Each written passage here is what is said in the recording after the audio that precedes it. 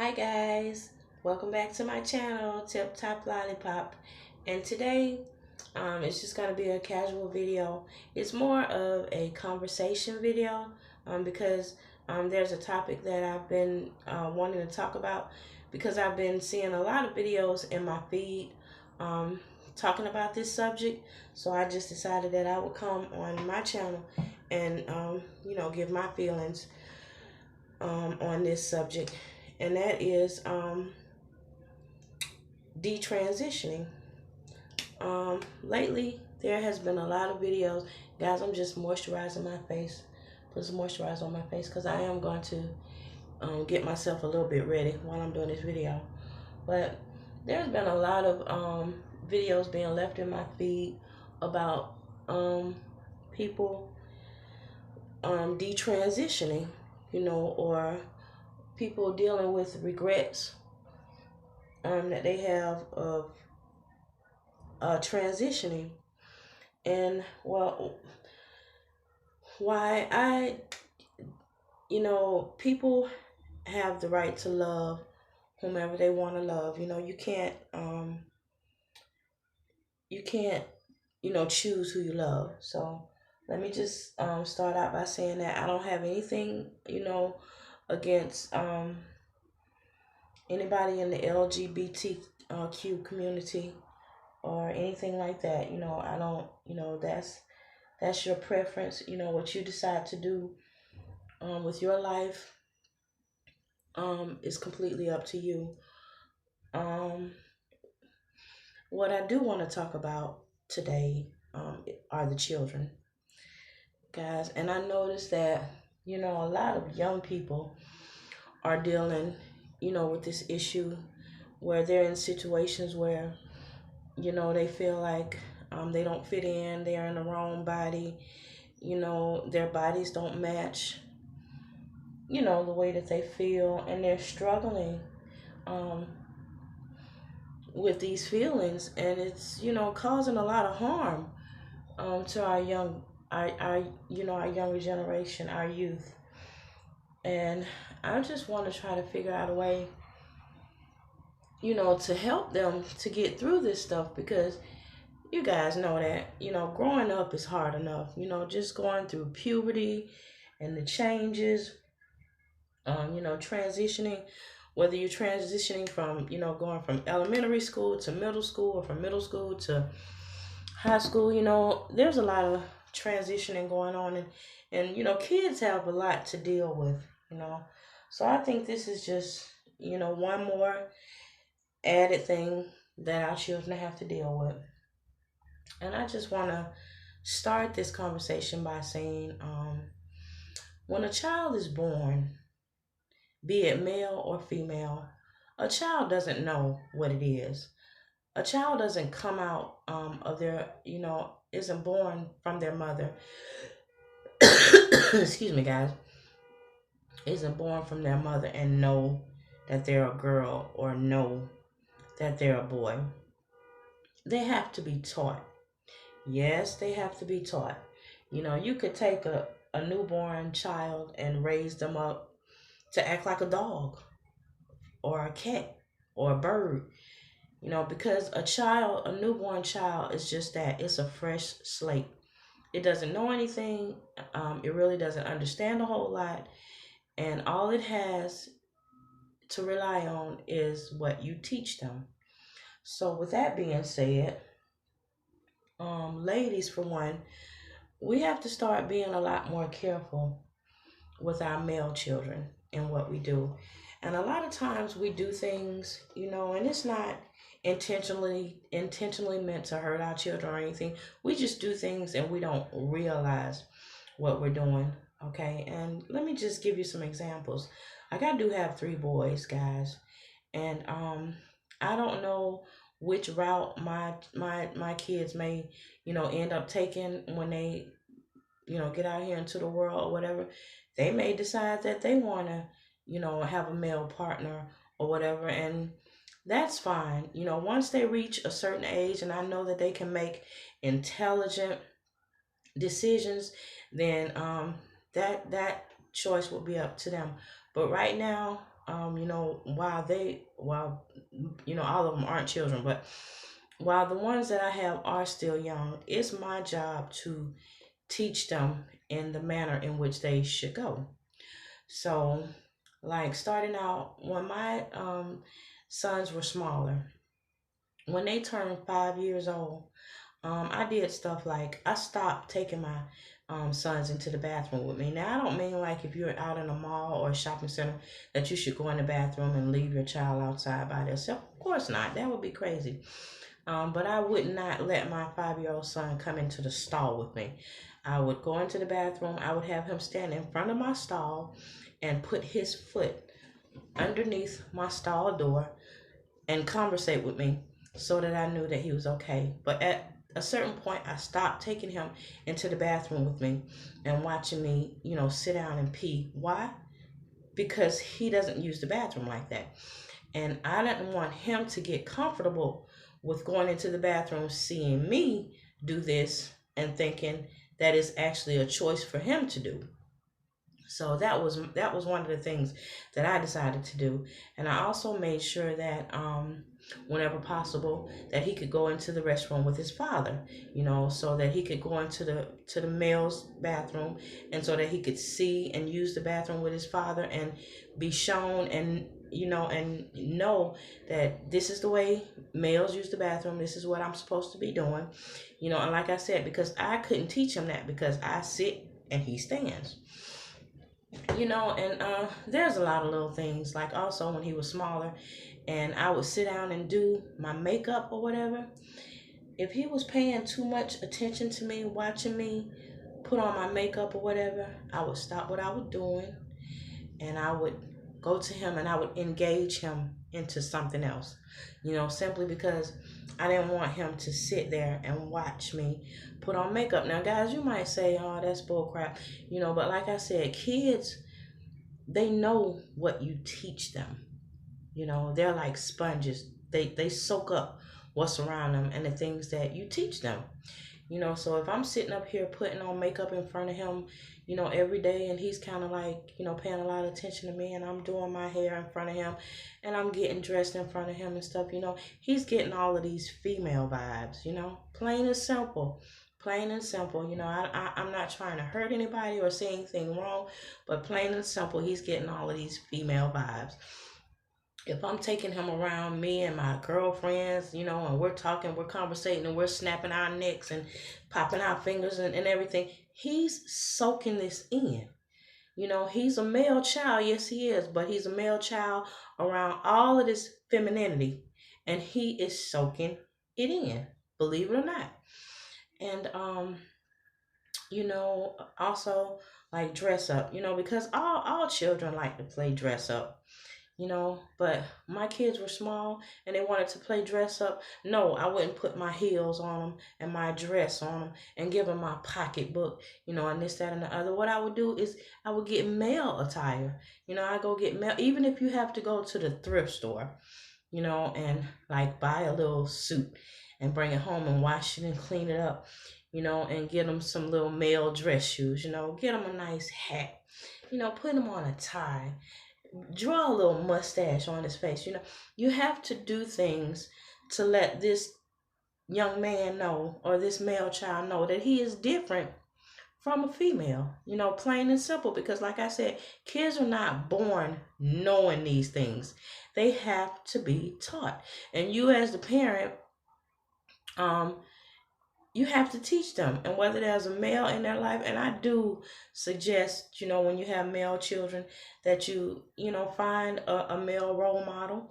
And I know that it's hard out here because people can be so cruel, and a lot of sick things go on in the world, and people are scared to let their children be around certain adults or whatever. But there has to be some male figure in your life, whether it be a uncle, a grandfather, a brother, a cousin, somebody at the school, the church. There has to be some male figure that you can trust, that can mentor your child if that child doesn't have a male role model in their life, because that male child needs that male role model, plain and simple. I'm a woman. I can't teach my sons how to be men. That I cannot do. Why? Because I am not a man. So I need that male role model. He needs to get that male vibe. He needs to be around that male figure to teach him certain things that I just can't, that I can't teach him. And I would go outside and I would try. I can't play basketball or football or whatnot, but you best to believe I would go out there and I would try to shoot basketball with them, throw that football with them. I would sit down and play cars with them, play race cars with them, um, build racetracks, play Legos. Do all of the male things. And even if we were in the store and my child showed interest in some what I consider to be, and maybe you don't, but what I consider to be like a female toy, I would just kind of, I wouldn't come and rip it out of his hand and you don't need that. That's a girl's toy. I wouldn't do that. I'd be like, oh, that's a nice, that's a nice toy. Let's go over here and see, can we find you something? So we journey over to the boys aisle, and I let him find a male toy that he would enjoy. It could be an action figure, something that he adores on television, or whatnot. But I wouldn't just break down and buy him a Barbie, because that's not, in my opinion, that's not teaching your male child, what he's supposed to be. Plain and simple. Also with little girls. You have to do the same thing with little girls. When I was a little girl, my mother would sit down with me and play Jack Stones. I don't even know if you guys even remember the Jack Stones, or what we call Bobby Jacks. She would play Jack Stones with me. She would play hula hoop with me. She would sit down and play with my dolls with me and teach me how to make doll clothes for my little dolls, teach me how to do their hair, just all kind of little things that come with being a female. She would instill this in me, because if she didn't, I wouldn't know. I wouldn't know. I'm a child born with a blank slate, and the only thing I know is what you teach me. You know, and we have to, because a lot of these kids are suffering with this stuff, and it's just not, it's unnecessary stress on our children. It's unnecessary stress because they have enough to go through as it is. They have enough with puberty, just trying to fit in and find themselves, who they are, and adjust, and just growing up. Peer pressure. They have enough on their plates without adding one extra thing, in my opinion. You know, and also we need to have an open dialogue with our children. Our children should be able to come to us and talk to us about anything. Your children shouldn't be scared to come to you and tell you that something's wrong. And that's another thing, because kids suppress a lot of things that they go through. So if somebody, touches them inappropriately, if you have a male child and, a male adult touches them inappropriately, or God forbid, rapes them or whatever, and they feel like they can't come and talk to their parent because their parent is either going to get mad at them, accuse them, make it out to be their fault, get angry, or whatever. We have to stop doing that. We have to have our children's backs, because that's another place that the problem lies. Because when a child has that kind of trauma, they can't process that. If a child goes through that kind of trauma, they need counseling. They need help. They need to be able to be shown how to get through that. And if they aren't able to, come to you and talk to you in the proper way, then you can't go through the proper channels of getting them the proper help that they need.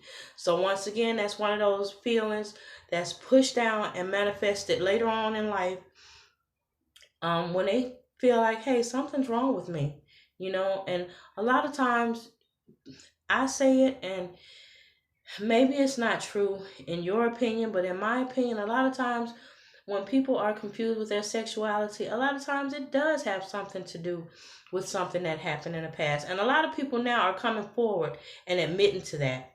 You know, that something happened to them when they were a child, when they were 5, when they were 4, when they whatever. You know, something happened to them.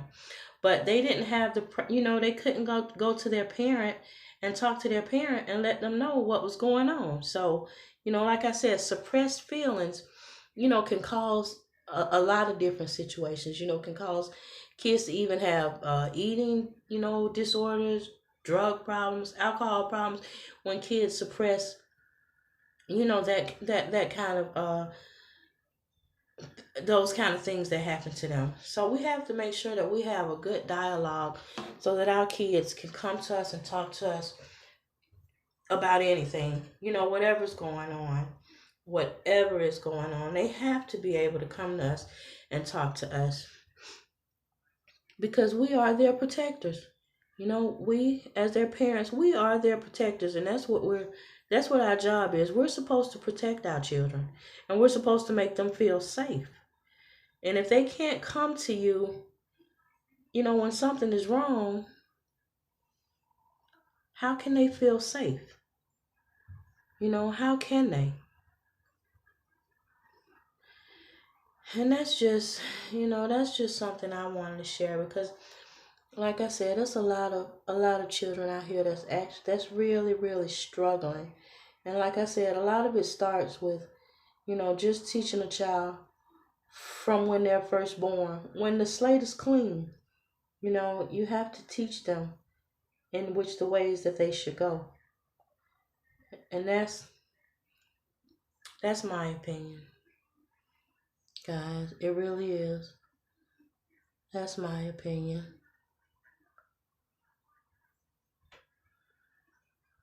So I don't, like I said, I'm not trying to say anything to hurt anybody or anything like that.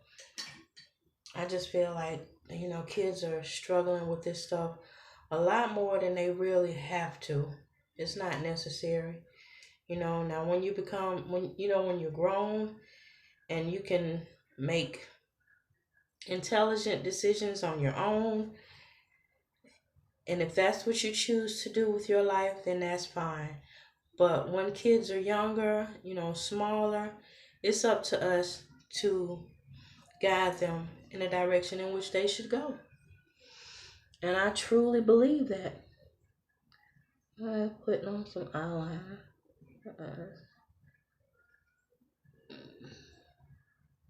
And trying to use my camera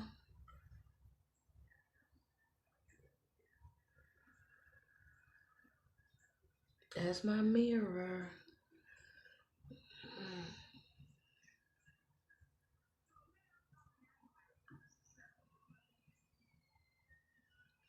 And guys, this is not a glam video. This is just me getting ready for today.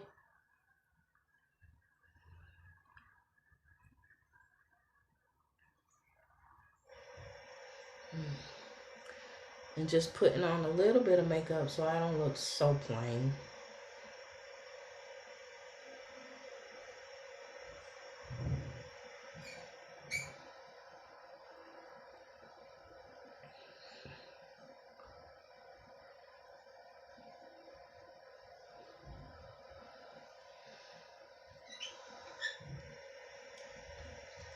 It's really hard to see what I'm doing without a mirror.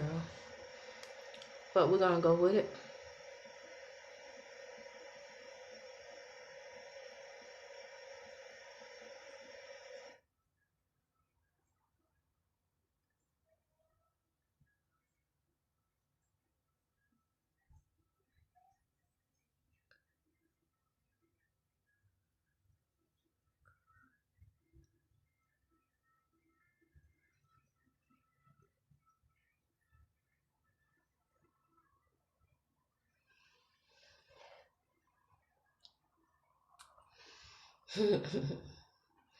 Guys, I love lining my lips before I put my lipstick on. That's just a habit that that's just a habit that I have. I don't know. I grew up in the 80s, guys, 70s and 80s, so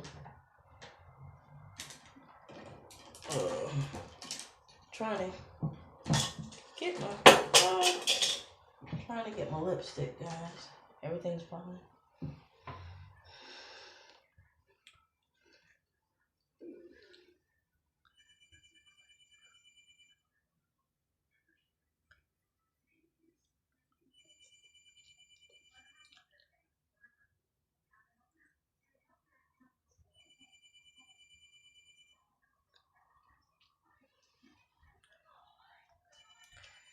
Just a little bit of lipstick.